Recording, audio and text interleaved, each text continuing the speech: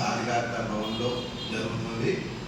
ఈ యొక్క సమావేశంలో గత మన 2 సంవత్సరాలు మన మేరే జేఏసీ యొక్క కాలము 2 సంవత్సరాల పాలనా కాలం. అది మేరే జేఏసీ 2022 మే 1 తారీఖున కార్మిక శక్తిగా ఒక ప్రశ్నించే గొంతుకగా ఆవిర్భావం జరిగింది.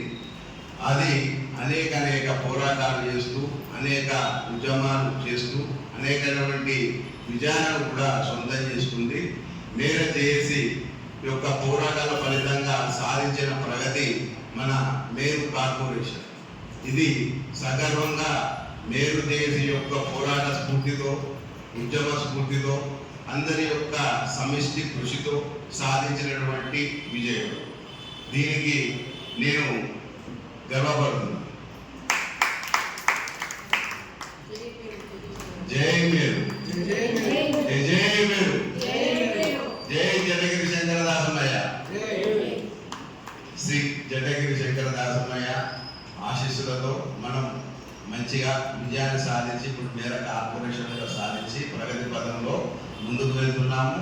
ఇక ఈ 2022, 2024 2 సంవత్సరాల కాలం పూర్తయినది మేర చేసి ఇక నూతన కమిటీ ప్రకటన గురించి ఈరోజు సమావేశం జరుపుకున్నాం.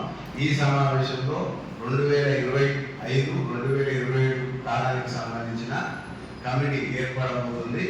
ఈ యొక్క నూతన కమిటీ మరింత ఉత్సాహంతో, మరిన్ని ఉద్యమ స్ఫూర్తితో విజయాలు సాధిస్తూ అందరినీ కలుపుకుంటూ సమిష్టి కృషితో, దీంట్లో ఎవరు నాయకులు కాదు, అందరూ సమానులే. బాధ్యత తీసుకుంటే నీవే నాయకుడు. ఇదే మా యొక్క నినాదంగా. ఎవరైతే బాధ్యత తీసుకుంటారో వారే నాయకుడు అవుతారు. అంతేగాని బాధ్యత తీసుకోకుండా ఉట్టిగా పేరుకు నాయకులుగా ఉంటే మాత్రం జేఏసీలో అటువంటి వారికి స్థానం లేదు. మేర జేఏసీ యొక్క నినాదం కూడా మీరు నడవండి, మీ వెంట మేము ఉంటాం, లేదా నువ్వు నడువు, మీ వెంట మేము ముందుంటాం అనేటువంటి నినాదంతో కూడా మేము ముందుకు వస్తున్నాము.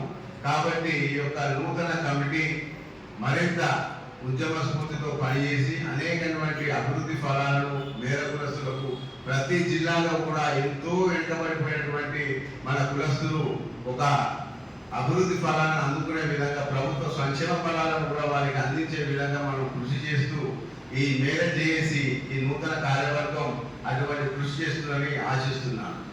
జై మేరు, జై జై మేరు.